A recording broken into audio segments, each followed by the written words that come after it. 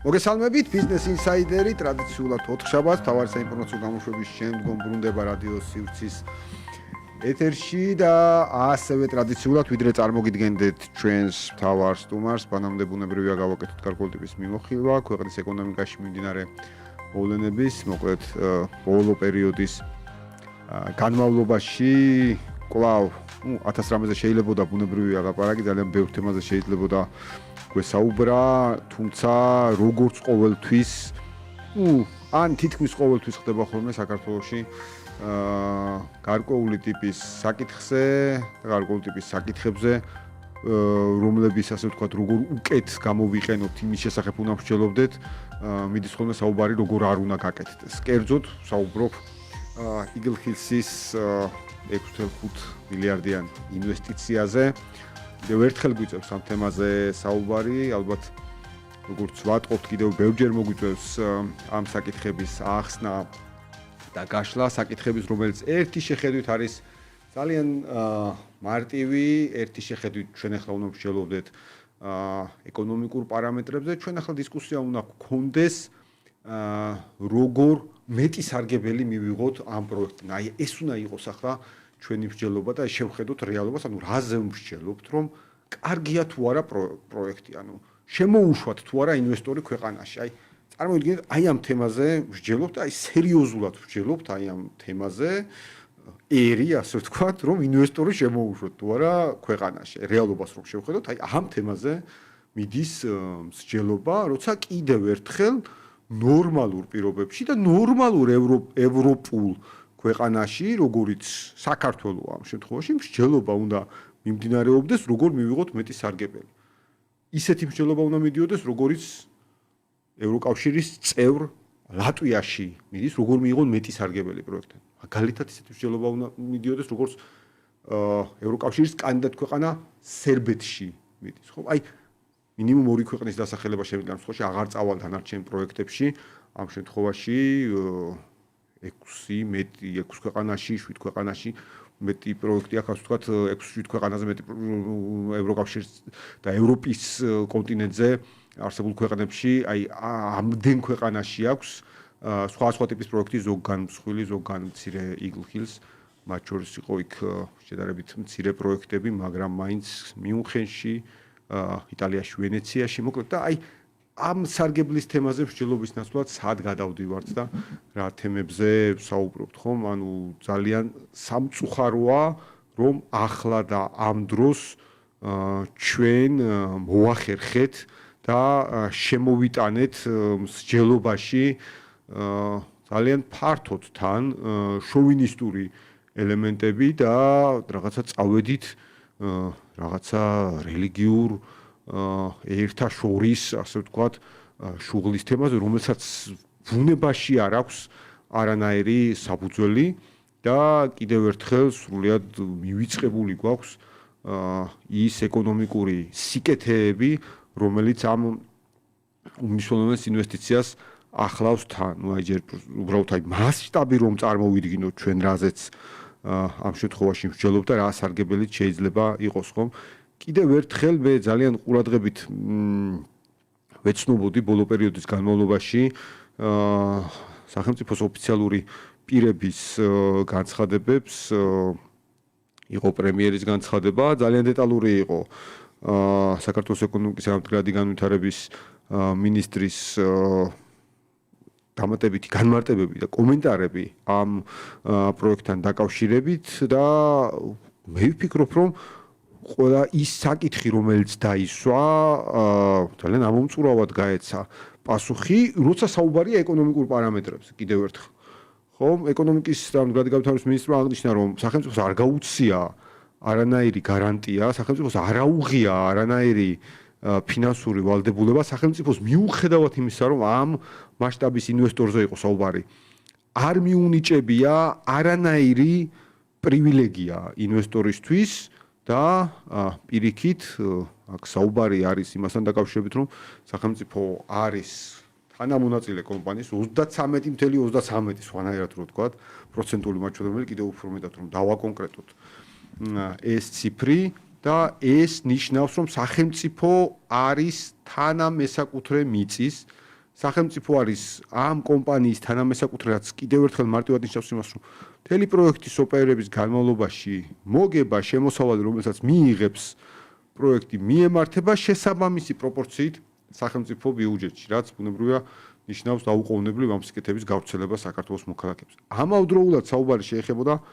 30,000-ზე მეტ სამუშაო ადგილს, ხო, რომ წარმოვიდგინოთ აი ხა დღევანდელი უმუშევრობის ციფრი ჩვენ რაც გვაქვს, ანუ სამუშაო ძალიდან გამომდინარე, აი ამას რომ მხოლოდ 30,000 სამუშაო ადგილი გამოვაკლოთ პირობითად, მხოლოდ ამ პროექტთან დაკავშირებული კიდევ ერთხელ და არა თამდევ პროექტებთან დაკავშირებული, ჩვენ დაახლოებით არსებული ციფრის 3-4%-იან შემცირებას, ანუ არსებული უმუშევრობის დაფიქსირებული ციფრის 3-4%-იან შემცირებაზე ვლაპარაკობთ 30,000-ის შემთხვევაში.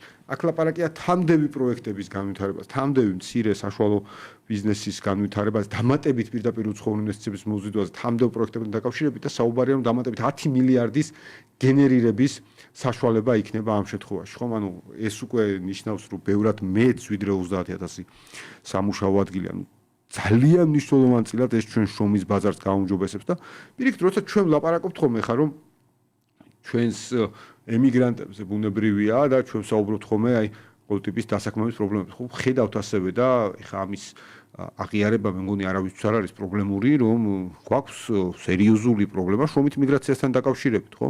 შრომით მიგრაციის მნიშვნელოვან შემცირებას შეუწყობს ხელს ეს პროექტი, ვინაიდან ეს არის საშუალება, ეს პროექტი არის საშუალება სწორედ ღირსეული სამუშაო ადგილების შექმნის აქ ჩვენს ქვეყანაში. ეხლა როდესაც საუბარი იყო რომ რაღაცა გარკვეული ტიპის ესეთი რომ აი მოხდება ასე ვთქვათ მხოლოდ უცხოელების მიერ სარგებლის მიღება, აქ რამოდენიმე დეტალი უნდა გამოვყოთ. პირველ რიგში ის რომ Eagle Hills-მა აქამდე ბუნებრივია გარკვეული ტიპის სამუშაო აწარმოა იმისთვის რომ ისე წარმდგარიყო ქართველების საქართველოს მოქალაქეების წინაშე, როგორც უკვე იყო მისი პროექტით, მისი რენდერებით ასე შემდეგ და ამ სამუშაოს შესასრულებლად მათ უკვე ჩართული ყავდათ არა ერთი ქართული კომპანია, ანუ ისინი უკვე თანამშრომლობდნენ ქართულ კომპანიებთან, მათ უკვე დახარჯეს საქართველოს ფული და ეს სარგებელი უკვე ქართულ კომპანიებს მოხმარდათ და აქ დასაქმებულ საქართველოს მოქალაქეებს მოხმარდათ ბუნებრივია. ანუ ეს პროცესი ამ კუთხით დაწყებულია და კიდევ ერთხელ ჩვენ ამ პროცესის განვითარებაზე და ხელშეწყობაზე უნდა ვიფიქროთ უფრო მეტი. კიდევ ერთი მნიშვნელოვანი დეტალი, რომ ხა როცა საუბარი ასევე ესეთ ტიპის განცხადებაზე, რომ რაღაცა რომ აი თითქოს უცხო ქვეყნის მოქალაქეები აი არც მინდა შეგნებულად დავასახელო რომელიმე ქვეყანა უცხო ქვეყნის მოქალაქეების შემოვლენ და მხოლოდ ისინი შეიძენენ და წალეკავენ აბსოლუტურად არასწორი შეხედულებები ამასთან დაკავშირებით. პირველ რიგში უნდა აღინიშნოს, რომ საქართველოში უკანონოდ ვერავინ ვერ შემოვა და ვერავინ ვერ დარჩება. შესაბამისი კანონმდებლობა საქართველოს აქვს საკმაოდ ხისტი, უნდა ითქვას და ინვესტიციებს საქართველოში უკანონო ცხოვრებასთან მარტივი ტერმინებით რო ვთქვა, აი ფულის შემოდინებას საქართველოში უკანონო ცხოვრებასთან არანაირი ურთიერთკავშირი არ აქვს. აი ძალიან მარტივი ტერმინებით ვიდა რომ ეს ყველაფერი აღხსნა რომ ეს არის აბსოლუტურად ინვესტიცია, ფულის შემოდინება არის აბსოლუტურად სხვა ნაწილი და საქართველოში თუ ვინმე უკანონო შემოღწევას, უკანონო ცხოვრებას და უკანონო დარჩენას შეეცდება, ეს არის აბსოლუტურად სხვა რეგულირების ნაწილი და აქ კიდევ ერთხელ სახელმწიფოს კანონმდებლობა არის საკმარისზე მეტად ხისტი იმისთვის რომ მსგავსი არაფერი არ მოხდეს. თუმცა ეს ორი რამის ერთმანეთში აღრევა არის აბსოლუტურად არასწორი და არ შეიძლება აქ რაიმე ტიპის ტოლობის ან მიახლოებითი ტოლობის ნიშანის მაინც დასმა, ხომ ეს ორი სხვადასხვა განზომილება. და როდესაც ვლაპარაკობთ ჩვენ ამ შემთხვევაში და დასახელდა ასევე გარკვეული ტიპის ფასები და ადამიანები და ზოგს ტიტრში აწერია ფინანსისტი თუ ეკონომისტი თუ რაღაც. მეგობრებო, არ შეიძლება 6.5 მილიარდი მექანიკურად მხოლოდ ტელეფონის თუ რაღაცის კალკულატორის საშუალებით გაყო იმ დასახელებულ კვადრატული მეტრი მოცულობის ფართზე და აქედან გამოიყვანო ფასი. ეს დილეტანტობა აღარ ქვია ამას. როდესაც ლაპარაკია ამ მოცულობის პროექტზე, სწორედ საცხოვრებელი ფართების მიღმა ჩვენ საუბრობთ უამრავ სხვადასხვა ტიპის სიკეთეზე, მათ შორის ამ შემთხვევაში ჩვენ საუბრობთ კომერციულ ფართებზე, ამ შემთხვევაში ჩვენ საუბრობთ სარესტორნო ნაწილზე, ამ შემთხვევაში ჩვენ საუბრობთ სასტუმრო ფართებზე, რომელსაც ბუნებრივია სრულიად სხვა ფასისმიერი კატეგორია აქვს, ვიდრე საცხოვრებელ ფართებს. სრულიად განსხვავდება ეს ორი ნაწილი ერთმანეთისგან ამ შემთხვევაში. აქ ლაპარაკია ფართო რეკრეაციული სივრცის მოწყობაზე. აქ ლაპარაკია მარინა იახტ კლუბზე. სრულიად სხვადასხვა რაღაც ნაწილზე ვსაუბრობ და მექანიკური ციფრების გაყოფა, ვინც ამას ცდილობს რომ შეცდომაში შეგიყვანოთ, არის აბსოლუტურად არასწორი. კიდევ ერთხელ ეს დილეტანტიზმის მიღმა, ეს ყველაფერი დილეტანტიზმის არის, აი ამის მიღმა, ასე ვთქვათ, ეს ყველაფერი და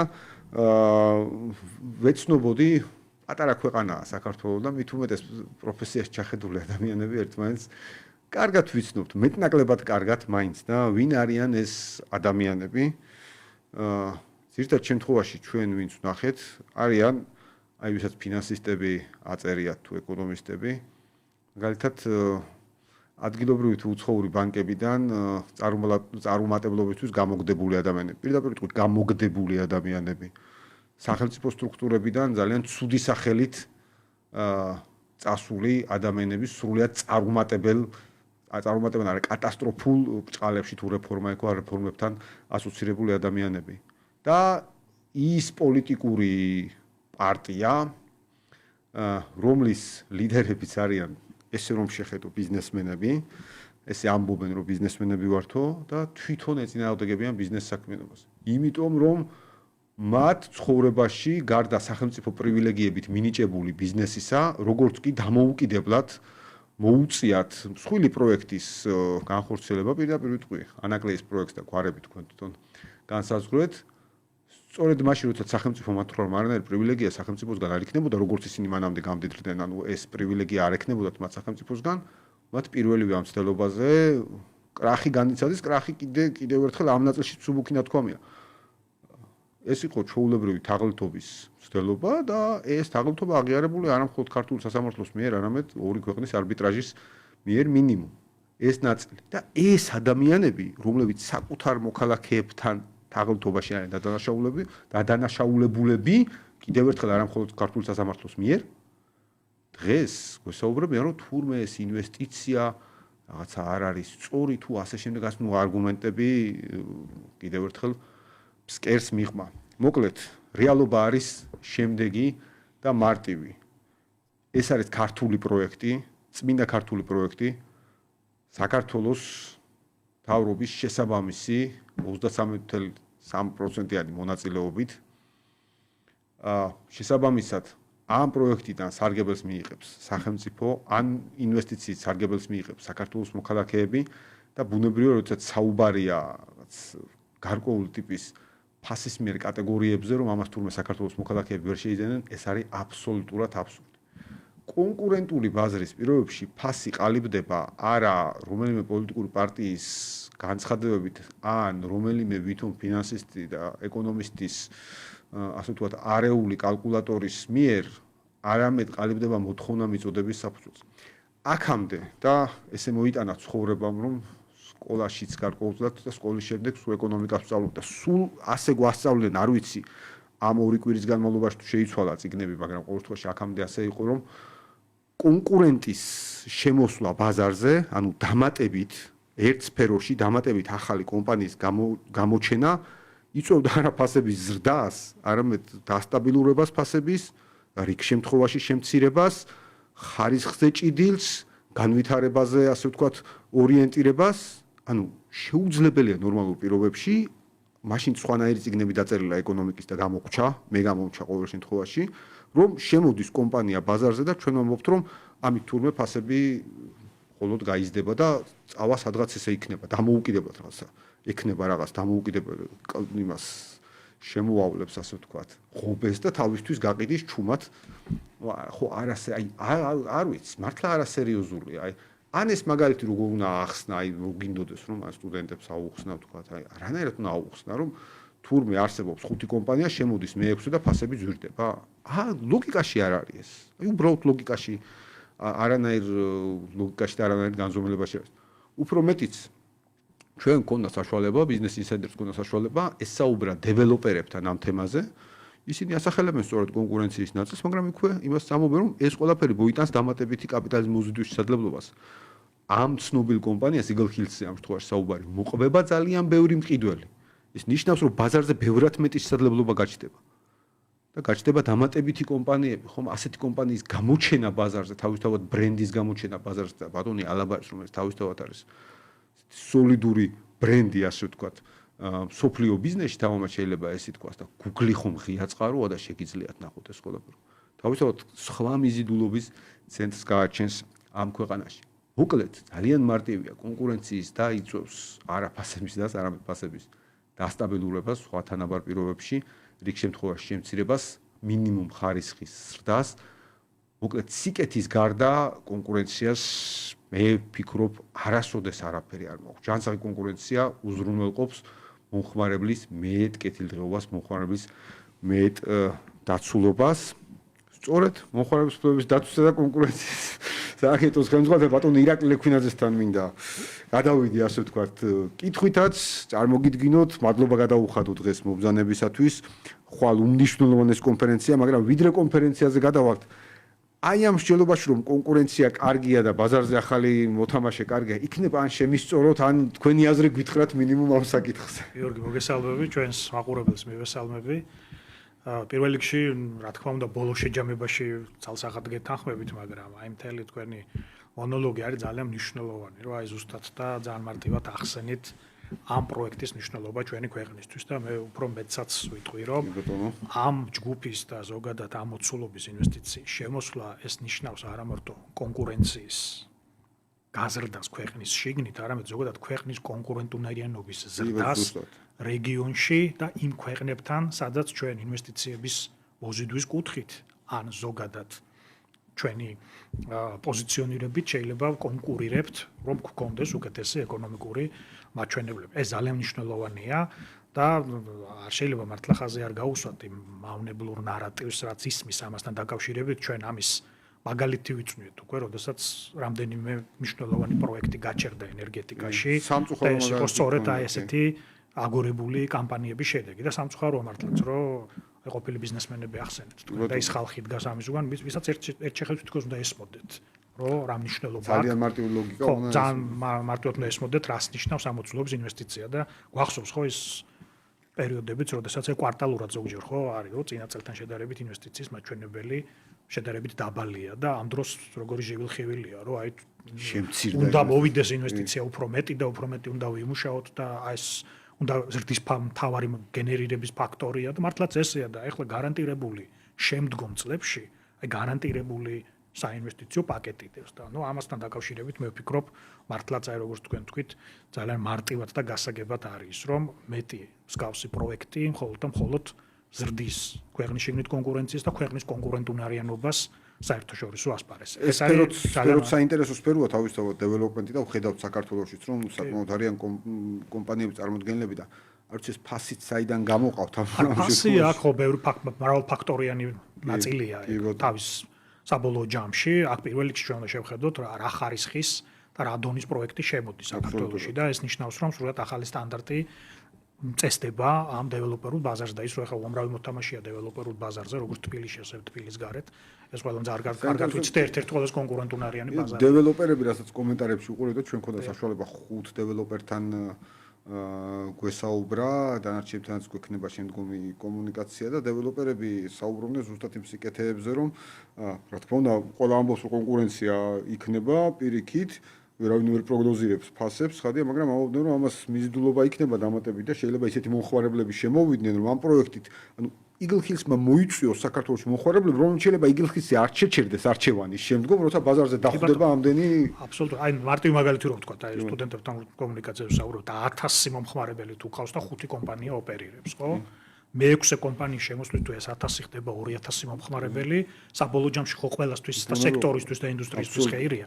ამიტომ აი მსგავსი ტიპის საინვესტიციო პროექტთან გვაქვს ჩვენ საქმე და მე მგონი ამაზე რაღაც მეტი უნდა ვისაუბროთ ალბათ ყველა. ალბათ როგორც ჩანს, თუმცა მნიშვნელოვანია რომ აი დიდი მადლობა რომ ამ საუბარში ასე ვთქვათ ყველა ყველა ჩართულია ვინც ასე ვთქვათ, ვისაც ეს სფერო ესმის, იმიტომ რომ სამწუხაროდ მიდის ხოლმე საუბარი არაეკონომიკური ფაქტორებიც. იქ უკვე ემოციური ფაქტორები ჭარბობს და ეს ძალიან ცუდია, რომ აი ეს ძალიან სასიშ ნარატივამდე მივდივართ საბოლოო ჯამში და კიდევ ერთხელ ვიმეორებ, გქონია ამის ნეგატიური შედეგები ჩვენი ქვეყნის ბოლო წლის ბეს რეალობაში და რაც არ უნდა დაუშვათ და პირიქით. ყველამ მხარდაჭერა უნდა გაუკეთოთ მსგავსი მოცულობის ინვესტიციო პროექტებს. კი ბატონო ირაკლი, ეხლა უნდა გადავიდეთ უმნიშვნელოვანეს თემაზე.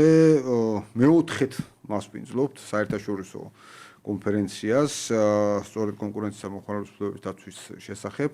კოლეგა მარეგულირებელ უწყებებთან ერთად მაქვს პატივი და დიდი მადლობა კიდევ ერთხელ ამისთვის, რომ მეოთხედ მიწევს ასე ვთქვათ მოდერირება ამ თემის და ხვალაც თქვენთან ერთად ვარ ძალიან მიხარია ეს ნაწილი. ყოველთვის მე უბრალოდ ჩემი შეხედულება მინდა ვთქვა ამ კონფერენციაზე, ყოველთვის განსაკუთრებით მაღალი რანგით გამოირჩევა, ყოველ წელს იმატებს და იმატებს ასე ვთქვათ დელეგატების რაოდენობა, დამსწრეების რაოდენობა ამ ნაწილში და მაინც ყოველ წელს რჩება ხოლმე ადამიანები, რომლებიც ჩემგან მკითხულობენ, რომ რატო ვერ მოხვდნენ ამ ღონისძიებაზე, იმიტომ რომ მართლაც დაინტერესება ძალიან მაღალია ხოლმე და გამოხმარება ყოველთვის და რაც თავარია მე მახსოვს მათ შორის გასული წლის, წინა წლების და გასული წლის კიდე ყველაზე უკეთ მახსოვს, რომ აი ბევრი ევროპული ქვეყნები, იგივე პოლონეთი იყო კარგად დამომახსოვრდა და ასე შემდეგ, რომლებიც პირიქით საქართველოს შემთხვევაში საუბრობენ როგორც საუკეთესო кейსზე იგივე კონკურენციის ნაწილში. მართლაც ბევრი ევროპული ქვეყანაა, რომელსაც საქართველოს მაგალითად მოყავს ხოლმე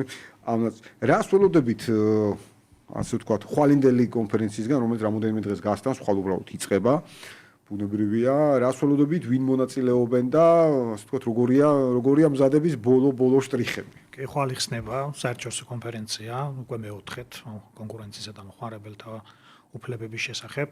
5 მარეგულირებელი უწყება ვართ ამ კონფერენციის ორგანიზატორები, ვინც საქართველოში კონკურენციის და მოხმარებლის დაცვის პოლიტიკის აღსრულებაზე არიან პასუხისმგებლები და ძალიან კარგია, რომ განსაკუთრებით კონკურენციის ნაწილში კანონმდებლობა უნიფიცირებულია და ერთიანი მიდგომებით ხდება 2020 წლიდან აღსრულების პროცესი ამ მიმართულებით და ჩვენ ამ ნაწილში ვერთიანდებით და ყოველწლიურად ვაჯამებთ განვლილი წელს აღსრულების კუთხით მიღწეულ შედეგებს და იმ გამოწვევებს და მომავალ ნაბიჯებს, რომელიც გვჭირდება იმისთვის, რომ აღსრულება იყოს უფრო ეფექტური. ეს ეხება როგორც კონკურენციას, ასევე მოხმარებლის უფლებების დაცვას. ხვალაც ამ კუთხით გამხსნელი პანელი, ესე რომ ვთქვათ, იქნება სწორედ შეჯამება ამ სფეროში და კონკურენციასა და მოხმარებლის კუთხით მიღწეულ შედეგებზე და ჩვენ თითოეული უწყება ვისაუბრებთ ჩვენს მიერ განხორციელებულ აქტივობებზე.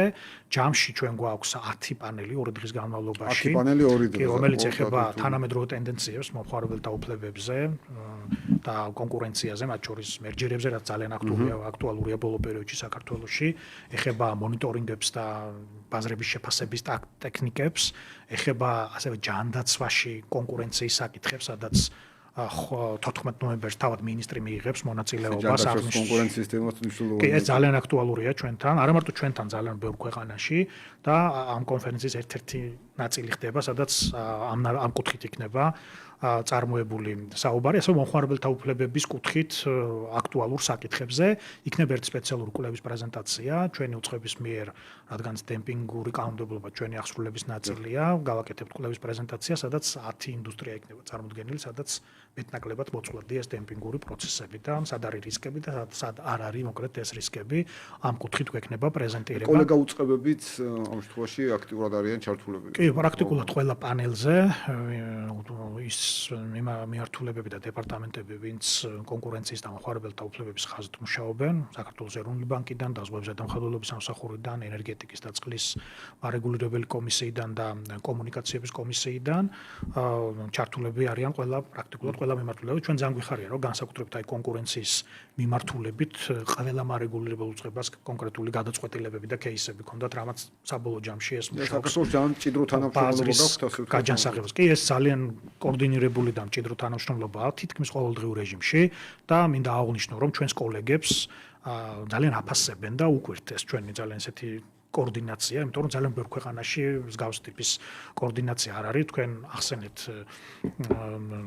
გეოგრაფია ჩვენი კონფერენციისას 18 ქვეყანა მონაწილეობს ამ ეტაპზე ამ დროისათვის, მათ შორის არიან წამყვანი ევროპული ქვეყნები, როგორც არის იტალია, ბრიტანეთი, პოლონეთი, გერმანია, ეს ქვეყნები არიან წარმოდგენილები და მათ შორის კანდიდატ ქვეყნებიდან გვყავს საკმაოდ წარმომადგენლობა.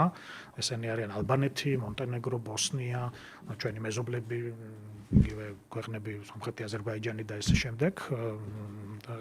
რუმინეთი, უნგრეთი, ასევე ამაში არის და წელს ასევე საინტერესოა ის, რომ განსაკუთრებით გააქტიურობს აზიის ქვეყნები და არა მარტო აზია, ყავს წარმომადგენლები ავსტრალიიდან, ყატარიდან, სინგაპურიდან, სამხრეთ კორეიდან და ვფიქრობთ, რომ ძალიან საინტერესოა ეს გეოგრაფია, რომელიც წელს საქართველოში მოიყრის თავს ჯამში 50-ზე მეტი საერთაშორისო დელეგატი იქნება და რაც ყველაზე მთავარია, ორგანიზაციები, საიდანაც მაღალი დონის სპეციალისტები ყავს და ხელმძღვანელი პირები ყავს, ეს არის გაეროს ანქტადის მიმართულება, რომელიც კონკურენციას ყოველთვის ჩართულია ხოლმე. კი, ყოველთვის პრაქტიკულად მეოთხედ მონაწილეობს უკვე და გახსნით ნაწილშიც იქნებიან წარმოდგენილები, ეს არის OECD-ის მოხმარებელთა უფლებების და კონკურენციის მიმართულების ხელმძღვანელები და ასევე Consumer International, რომელიც ერთ-ერთი ყველაზე მსხვილი მოხმარებელთა უფლებების დაცვის გაერთიანება მთელ მსოფლიოში და თქვენც იქნებით ხვალ ამ კონფერენციის მონაწილე და ვფიქრობ, რომ აი უკვე 350-ზე მეტი დელეგატია რეგისტრირებული, რაც მაღალ ინტერესს მიუთითებს თვითონ საქართველოს შეგნით და მათ შორის აი ბიზნესის საკმაოდ დიდი წარმომადგენლობა გვყავს, რადგანაც ეგ საკითხები ბიზნესს ეხება და რა თქმა უნდა მომხმარებელს თავის მხრივ. ეს არის მნიშვნელოვანი, რომ აი თქვენი ეს კონფერენცია გარდა იმისა, რაც აღნიშნეთ, გამორჩევა იმით, რომ ბიზნესი არის აქტიურად ჩართული და ის სწორედ აი ბიზნესის და მარეგულირებლების დიალოგი კიდევ ერთ რამედ ღირს, ასე ვთქვათ, ვინაიდან თქვენ მუდმივად ადასტურებთ, რომ მიუხედავად იმისა, რომ ასე ვთქვათ, მუდმივ მოკლებების პროცესში ხართ, რომ ბიზნესის შემთხვევაში თქვენი ნაწილი არის უფრო თანამშრომლობაზე ორიენტირებული და არა იმაზე, რომ მაინც დამოწმებით აისაჯოს და რაღაც გადაპირიქით, ეს არის კანონმდებლობის საუკეთესო გააზრებაზე. ბატონ გიორგი, რომ მაქსიმალურად ყველა პროცესში ინფორმირება და გაცვლა ინფორმაციის იყოს მაქსიმალურად უზრუნველყოფილი. თქვენ ახსენეთ აი მოხმარების უფლებების დაცვის ნაწილი, რამდენჯერმე ვახსენეთ კონფერენციის სახელწოდებაში, რა თქმა უნდა, გამოტანილია და ათთვის სტატისტიკაც გამოქვეყნდა ამასთან დაკავშირებით, რაც ვნახეთ, 57%-ით არის გაზრდილი განაცხადების რაოდენობა. როგორ უყურებთ მოხმარებლის აქტივობას? მუდმივად ვსვავთ ხოლმე ამ კითხვას, იმიტომ რომ გვაინტერესებს ხადია. ნიშნავს, რომ უფრო მეტი მომხმარებელია ინფორმირებული საკუთარი უფლებების შესახებ. ეს ზრდა პირველ რიგში ამით აიხსნება და სიმარტივე ჩვენ უწყებასთან კომუნიკაციის, იმიტომ რომ ელექტრონულადაც, ფიზიკურადაც მაქსიმალურად ყველა ცხელი ხაზითაც შესაძლებლობაა, რომ ძალიან სწრაფად რეაგირება მოახდინოს მომხმარებელმა. გარდა ამისა, ვაჭრობის სექტორი მზარდია და ამ მზარდი ვაჭრობის სექტორის ფონზე ბუნებრივი кейსების რაოდენობაც არის შესაბამისი, განსაკუთრებით ონლაინ ვაჭრობაზე გავამახვილებთ ყურადღებას, იმიტომ რომ 70%-მდე ონლაინ ვაჭრობას უჭირავს და ეს სექტორი იზრდება მუდმივად, ამიტომ ძირითადად მაინც აქ მოდის თავარი საკითხები, რაც ჩვენს მიერ არის განხილული და უნდა ვთქვა, რომ 90% არის გადაწყვეტილება მომხმარებლის სასარგებლოდ და არის ბევრი შემთხვევა, როდესაც საქმის შესწავლის პროცესში ჩერდებით, რადგანაც კომპანიები გამოთქვამენ სურვილს, რომ აღადგინონ მომხმარებლის უფლება და გაასწორონ სავაჭრო პოლიტიკა. წელს გაზრდილია გადაარღვევების რიცხვი, ჯარიმა დაახლოებით 100,000 ლარზე მეტი გვაქვს დარიცხული ამ წელს, თუმცა ეს ძირითადად არიან მცირე სეგმენტი, მცირე კომპანიების სეგმენტები, რომლებიც ძირითადად სოციალურ ქსელებში და ინტერნეტში არიან წარმოდგენილები. მსხვილ კომპანიებთან დაკავშირებით, აი მათი პასუხისმგებლობა ბევრად უფრო მეტია და ძალიან კარგად იციან და იაზრებენ, რომ მაყოფილი მომხმარებელი ძალიან მნიშვნელოვანია. ეს კარგია, რომ მორიგებებით სრულდება ხოლმე, ბუნებრივია ეს ნაწილიც მნიშვნელოვანია. რამოდენიმე საინტერესო დეტალი ვნახეთ, ასე ვთქვათ, ბოლო დროინდელი აქტივობიდან გამომდინარე, მათ შორის ერთ-ერთი იყო სამეზობლო ხარჯების მართვის ელექტრონული სისტემის სფეროში მოყოლების დაწყება. რა გახდა, ასე ვთქვათ, მიზეზი ამ ნაწილში მოყოლების დაწყების? ეს საკმაოდ ვიწრო ბაზარია, მაგრამ საინტერესო кейსია. იმიტომ რომ აი ბინათ მესაკუთრეთ ამ ხანაგობების. ბევრს გონია, რომ თქვენ მხოლოდ აი ხართ ისეთ თემებში, რომელიც შეეხება საწვავ, ეს ძალიან საწვავი, ფარმაცია, მაგრამ აღმოსავლობაში არის რიგი თემები, რომელიც საკმაოდ ვიწრო თემები, რომელიც შეგვიძლია რომ მშვიდად ვიყოთ კონკურენციის ნაწილში აქ. კი, ეგ არის კონკრეტული მომართვის საფუძველზეა, თემა ეხება არაკეთილსინდისიერ კონკურენციას. ორი კონკურენტი კომპანია, რომელიც ელექტრონულ სერვისებს თავაზობს, კონკრეტულ არეალში, ბინათ მესაკუთრეთ ამ ხანაგობებს. გასარკვევი საკითხი არის, რომ ერთი კომპანია მეორეს ბრალს დებს, რომ მათ რეპუტაციულად მის შესახებ არასასურველ ინფორმაციას ავრცელებენ და ჩვენ მოკვლევა დავიწყეთ, იმიტომ რომ თუ მსგავს ფაქტი გამოვლინდება, რომ აღკვეთილი იქნას მსგავსი ტიპის შემთხვევა და ვნახოთ ეს უბრალოდ დაწყების შესახებ განვაცხადეთ, პროცესი მიმდინარეობს. ეგ მანდატი არ გაქვთ, თორემ პოლიტიკური პარტიები რო კომპანიებს დებენ ხოლმე ბრალს რეპუტაციულად. ცოტა ფართო სფეროა და ცოტა ფართო სფეროა. კლაც აგენტოს მანდატი ეს კონკურენციის კანონმდებლობის მანდატი. კიდევ ერთი საინტერესო დეტალი, პირველად გამოიყენეთ პირობითი ვალდებულების მექანიზმი. რას გულისხმობს და ეს განმაპირობებელი ფაქტორი რა იყო? ეს ძალიან საინტერესო ნაწილია კონკურენციის კანონმდებლობის, როდესაც მოდის კონკრეტული საჩივარი და ამ საჩივრის შესახებ ეცნობება პოტენციურად დამრუღებ კომპანიას, კომპანია იაზრებს გარკვეულ რისკებს და ამბობს, რომ შესწავლის დაწყებამდე მოდი გავაფორმოთ შეთანხმება, რაც გვაქვს პრინციპში მომხმარებელთა უფლებების კონტექსტში ძალიან ხშირი შემთხვევა და ჩვენ გავასწორებთ ამ კონკრეტულ პრობლემას და საკითხს. ეს ეხებოდა ერთ-ერთ კვების პროდუქტს და ასევე შეფუთვაზე მსგავსებას, ომჩივანი კომპანია ამბობდა, რომ კონკურენტს აქვს მსგავსი ტიპის პროდუქტი, მსგავსი ტიპის შეფუთვით, რომელიც გამოჩნდა Excel-ში და ასეთი ტიპის ქმედება მას აყენებს გარკვეულ ზიანს და როდესაც ჩვენ განვიხილეთ აღნიშნული საკითხი და ფიქრობდით მოკლევის დაწყების შესახებ, აი კომპანიამ, რომლის წინააღმდეგაც იყო მომჩივანი კონკრეტული კომპანია, გამოთქვა სურვილი, რომ ის ამოიღებდა მთლიანად Excel-დან განთავსებულ პროდუქციას და შეცვლიდა იმ ფორმას და დიზაინს, რომელიც შეიძლება შეცდომაში შეიყვანა საბოლოო ჯამში მომხმარებელი. ეს ხო შეთანხმება, რომელიც კონკურენციის, ესეც არაკეთილსინდისფერი კონკურენციის კონტექსტია, თუმცა დასრულდა ესე რომ ვთქვათ, გარკვეული შეთანხმებით და შესწავლის დაწყება არ გახდა საჭირო ამასთან დაკავშირებით. შედეგი მიიღო მომჩივანმა კომპანიამ ამ კუთხით, ეს მნიშვნელოვანი ნაწილია. საინტერესო რომ ეს მექანიზმი იყო ჩართული, ასე ვთქვათ, ამ შემთხვევაში. კი, ეს სხვა პირველი პრაქტიკა იყო, მიუხედავად იმისა, რომ საკმაოდ წლებია უკვე ეს შესაძლებლობა არის კონკურენციის კანონმდებლობაში. კი ბატონო, აი ახლა რომ ვისაუბროთ, ასე ვთქვათ, რომელი ესეთი ძირითადი სფეროები, სადაც მიმდინარეობს, ასე ვთქვათ, მოკვლევები ასევე. ძირითადად ახლა ჩვენ ამ დროისთვის ბაზრების შეფასების თემა გვაქვს ძალიან აქტუალური. ამაზე ვისაუბრია ჩვენც, ეს არის სამედიცინო სერვისების ბაზარი, რაც ძალიან აქტუალურია ჩვენი მოქალაქეებისთვის, მოსახლეობისთვის. არის პესტიციდების და აგროქიმიკატების ბაზარი, რაც განსაკუთრებით სეზონურად და მნიშვნელოვანია ფერმერებისთვის, რომლებიც ამ პროდუქტს მოიხმარენ. ასევე გვაქვს, რა თქმა უნდა, ტრადიციული საწვავის ბაზარი, რომელსაც ყოველ კვარტალურ რეჟიმში ვაკვირდებით, ასევე რიტეილის და FMCG-ის ბაზარი, სადაც პერიოდულად არის დისკუსიები, მხარეებს შორის ძალთა ბალანსის შესახებ და ჩვენ ბაზარს მუდმივად ვაკვირდებით ამ მიმართულებით და ასევე აგროპროდუქტების ბაზარი, რომელიც წელს ჩვენ დავასრულეთ, მაგრამ პარლამენტის ეკონომიკური პოლიტიკის კომიტეტის რეკომენდაციით განახლდა, რადგანაც თხილის და მოცვის ექსპორტის ბაზარი საკმაოდ მზარდია, დინამიურია და ამ კუთხით განგრძობითი დაკვირვება ჰქონდეს ამ ბაზრებზე. ასევე აქტუალურია ძალიან კომპანიების გაერთიანების საკითხი, ეგრეთ წოდებული კონცენტრაციები. ამას შეიძლება ეს მოიცავს ძალიან ბევრ ბაზარს. წელს ყველაზე დიდი წილით წარმოდგენილი იყო სამშენებლო და სამშენებლებლო მასალების და მშენებლობასთან დაკავშირებული კომპანიების გაერთიანება, პირველი 18 კონცენტრაციიდან დაახლოებით უდიდესი წილი მათზე მოდიოდა. იყო აქტუალური რიტეილის ბაზარზე გაერთიანებები და ასევე იგივე განათლება და სამედიცინო სერვისების სფეროში არსებული გაერთიანებები. ახლა მიმდინარეობს დაახლოებით 2 საკითხის შესწავლა. ერთ-ერთი მათ შორის ეხება სამედიცინო ბაზარზე დაგეგმილ გაერთიანებას. აი სწორედ სამედიცინო სფერო მინდა გითხოთ, აი რამ გამოახლა თქვენ ახსენეთ ასევე რომ კონფერენციის მეორე დღეს, ანუ ხვალარადაზე ჩვენი დროით რო ვთქვა, აქედან რო ვთქვა, ჯორჯანოს მინისტრიც იქნება პანელზე წარმოდგენილი. სამედიცინო სფეროში და სამედიცინო მომსახურების ბაზრის მონიტორინგის ძირითადი გამომწვევი ფაქტორი რა არის ვთქვათ ამ შემთხვევაში? ანუ რა დაინახეთ, რამაც გიბიძგათ, რომ აი ამ ბაზარზე მოგეხდინათ გარკვეული ტიპის ყურადღების გადატანა?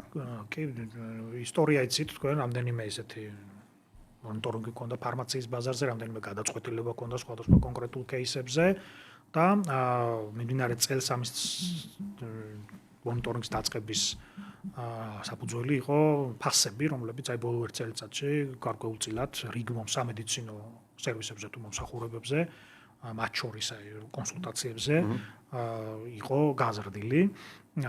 ეს ერთი და ასევე ბოლო პერიოდში იყო ხშირი მომართვები სხვადასხვა მოქალაქეებისგან, რომ აი ამ კუთხით იყო ფასების ზრდა და ჩვენ დავინტერესდით იმ პოზიტიური რეფორმების ფონზე, რომელიც ბოლო წლებში გაატარა საქართველოს მთავრობამ, ჯანდაცვის სამინისტრომ და ამას ეფექტი აქვს, მათ შორის აი რეფერენტული ფასების რეფორმა, რომელმაც მნიშვნელოვნად შეამცირა ფასები მედიკამენტებზე, გარკვეულწილად ხო არ ხდება ფასების დინამიკა იქ, სადაც არ არის გარკვეული ბარიერი ან გარკვეული რეგულირებული ფასები და ეს არის სწორედ ამ დაწყების საფუძველი. ამ ეტაპზე ჩვენ ძალიან აქტიური კომუნიკაცია და კოორდინაციაში ვართ როგორც ჯანდაცვის სამინისტროსთან, ასევე ყველა კლინიკასთან, დაახლოებით 150 კლინიკასთან და მათ შორის ასოციაციასთან, რომლებიც კლინიკებს აერთიანებს და მუშაობთ ძალიან აქტიურ რეჟიმში ინფორმაციის გაცვლაზე. ამ ეტაპზე აი ეს პროცესია, რამაც ჩვენ საბოლოო ჯამში უნდა მოგვცეს შემდგომ მიღებული მონაცემების საფუძველზე ანალიზის საშუალება, რომ აი დავინახოთ ხარჯაღრიცხვა, დავინახოთ ფასები, დავინახოთ აი ეს დინამიკა რასთან არის დაკავშირებული, ობიექტურია თუ არის გარკვეული. ალბათ მაგის შემდგომ იქნება გარკვეული გადაწყვეტილებები. პირველად დასკვნები იქნება მხოლოდ ამ მონაცემთა დამუშავების შემდგომ. პროცესი მიმდინარეობს. სხვაჩვენს როდესაც სამედიცინო სფეროზე საუბრობთ, აუცილებლად მინდა შევეხო და ბევრს ალბათ ახსენდება მედიკამენტების ბაზართან დაკავშირებული საკითხი, რომელიც მუდმივად პრობლემურად ითვლებოდა, ასე ვთქვათ და აქ მე ვფიქრობ, რომ თქვენი ჩარევის შემდგომ შესაბამისი საკანონმდებლო ცვლილებები დაინიცირდა და ახლა თითქოს მედიკამენტების ბაზართან დაკავშირებით ვითარება მეტნაკლებად სტაბილური ყოველ შემთხვევაში გარედან დაკვირვებით, არ ვიცი, შიგნიდან თქვენი აზრი მაინტერესებს, გარედან დაკვირვებით თითქოს ნაკლებია პრეტენზიებიც ამ ფასის მიერ გარკვეული ტიპის დისკრიმინაციულ საკითხზე, რომელიც მანამდე არსებობდა. დისკრიმინაციულ არა, უფრო ესეთ მაღალ ფასის ნაწილს. კი, სადაც არსებობს რეფერენტული ფასი, ეგ საკითხი პრაქტიკულად განეიტრალებულია, მოხსნილია, იმიტომ რომ დაახლოებით 12000 რეგისტრირებული მედიკამენტიდან 7000-ზე მეტზე რეფერენტული ფასია და ეს ნიშნავს ფასის ჭერის გაკეთებას, რომ ამ ფასის ზემოთ ამ მედიკამენტების რეალიზაცია არ ხდება. ეს რა თქმა უნდა პოზიტიური ფაქტორია და თავის დროზე ამან ინფლაციის მაჩვენებელშიც საკმაოდ პოზიტიური როლი ითამაშა, იმიტომ რომ სამედიცინო მედიკამენტებზე ფასების შემცირება მოყვა და მათ შორის რიგ სამედიცინო სერვისებზე, სადაც სახელმწიფომ დაარეგულირა ეგ DRG სისტემის მეშვეობით აღნიშნული მიმართულებები. თუმცა აქ ალბათ გაგრძობითი დაკვირვება მომავალში იქნება და იქნება ალბათ იმაზე, ხო არ არის შემთხვევები, როდესაც რეცეპტის გამოწერის დროს, მაგალითად თუ იწერებოდა 5 მედიკამენტი კონკრეტულ ფასად, ხო არ იქნება იწერება ხა იგივე დანიშნულებაზე დაუშვათ 7 მედიკამენტი და ცოტა უფრო, ანუ ის ჩეკი, რომელსაც პაციენტი იხდიდა, რომელიც ამ რეფორმის შედეგად გაიაფთა რეალურად გაზრდილი მედიკამენტების ჩაწერის ფონზე ამ რეცეპტში ხო არ არის ისევ იგივე რაც იყო დაუშვათ ადრე. აი ამბობთ ამ მიმართულებით ჩვენ დაკვირვებას განვახორციელებთ, რომ თავარი რა არის, რომ მოქალაქემ რომელმაც მიიღო ეფექტი, ეს პოზიტიური ეფექტი უნდა იყოს განგრძობით რეჟიმში და არ უნდა გადაიფაროს რაღაცა რიგი ესეთი არეთიკური ნაწილით. თქვენი მხრიდან მუდმივი მონიტორინგი გზად არ ნიშნავს ხოლმე რომ რაღაც ერთი кейსი ჩახურეთ და ვთქვათ იმ სფეროზე. აი ამ სამედიცინო ბაზრის სერვისების ნაწილი ალბათ იქნება ერთგვარი საფუძველი იმისა, რომ ამ ნაწილსაც დავაკვირდეთ ჩვენ. კი ბატონო, აი როდესაც თქვენი საქმიანობა და მათ შორის ეს ფარმაციის ბაზარზე ეს მოხერხდა, როდესაც თქვენ საქმიანობაში მუდმივი დაკვირვების ქვეშ გაქვთ, ასე ვთქვათ, გარკვეული ტიპის სფერო. აი ამის შემდგომ, აი ახლაც და ახლანდელი დაკვირვებთან შემდგომ ხდება თუ არა გარკვეული ტიპის გარკვეული ნაწილის საკითხების გადათარგმნა საკანონმდებლო ინიციატივებში, ასე ვთქვათ, და პარლამენტთან ამ კუთხით მუშაობა როგორია, ვთქვათ, რომ აი რაღაცას უკვე მიეცეს კანონის ძალა, დარეგულირდეს, ვთქვათ, უკვე კანონით, რომ აი ნაკლები იყოს ის პოტენციური ხვრელები, რომელმაც შეიძლება რომ მომავალში გამოიწვიოს რაღაც ტურბულენცია. კი, ეს ამშნელოვანი ნაწილია, იმიტომ რომ თუ არ არის მჭიდრო კოორდინაცია მთავრობასთან და სამთავრობო რგოლთან და ასევე პარლამენტთან, შედეგის მიღწევა პრაქტიკულად მხოლოდ ჩვენი რესურსით არის შეუძლებელი. ამის კარგი მაგალითია ფარმაციის ბაზრის მონიტორინგი, როდესაც გაცემული რეკომენდაციები სწორედ გადავიდა. ძალიან წარმატებული მაგალითია ამ შემთხვევაში. კი, გადავიდა კონკრეტულ საკანონმდებლო ნორმებში და გარკვეულ რეგულაციებში და ეს იყო სწორედ თავარი მიზეზი, რის გამოც ეფექტები დადგა ბაზარზე მოქალაქეებისთვის პოზიტიური.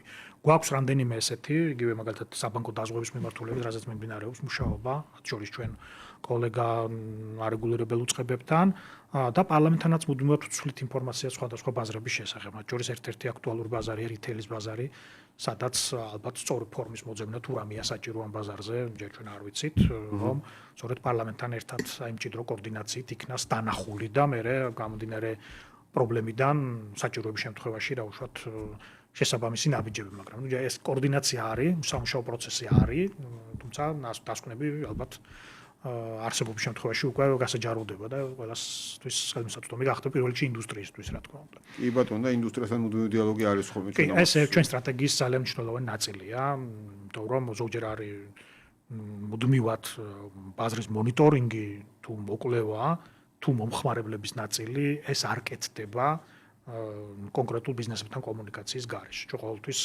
ვისმენთ და ვიღებთ მათთან ინფორმაციას, განმარტებას და პოზიციებს. ნებრივია და ეს ყოველთვის საგრძნობია. ხო, ეს არის რომ ყველაფერს ვიზიარებთ, მაგრამ მნიშვნელოვანია რომ ყველაფერს თუ გაიზიარებთ. არ გამოვა ეს ნაწილი. და ბოლოს სამოგვეწროთ რომ მაგრამ მაინც მინდა უცებად ვიკითხო, გარდა იმისა რომ უნიშნულოვანი საერთაშორისო კონფერენციას მასპინძლობთ, ასევე ვხედავთ საკმაოდ აქტიურ საერთაშორისო თანამშრომლობას. რა ნაწილში მინდა ასე ვთქვათ, კითხვა დავსვა, რომ რამდენად აი ის ყველაფერი, რასაც თქვენ აკეთებთ აქ ქართულ ბაზარზე, თანხვედრაშია იგივე ევროპის ან საერთაშორისო წამყვან პრაქტიკასთან, აი რამდენად ხშირად იზიარებთ ან უზიარებთ თქვენს პარტნიორ უწყებებს საზღვარგარეთ, ასე ვთქვათ, გამოცდილებას ურთიერთგაცნობას. ჩვენ გვაქვს ძალიან საინტერესო გაერთიანებები. სხვადასხვა საინტერესო პრიზები, ასე ვთქვათ, სოფლიო ბანკის პრობლემის თქვენ. მნიშვნელოვანია და სხვა შორის აი ფარმაციის кейსი ძალიან ბევრ ქვეყანასთან ჩვენ გაზიარებული გვაქვს. მათ შორის ბოლო кейსი წელს რაც ჰქონდა ეს ავტოპარკინგების კუთხით მიღებული გადაწყვეტილება, ესეც გაზიარებული იქნა რამდენიმე უწყების მიმართულებით. როდესაც ჩვენ ვუყურებთ აი ძალიან ბევრი ქვეყნის გამოცდილებასაც ვიღებთ მათ შორის.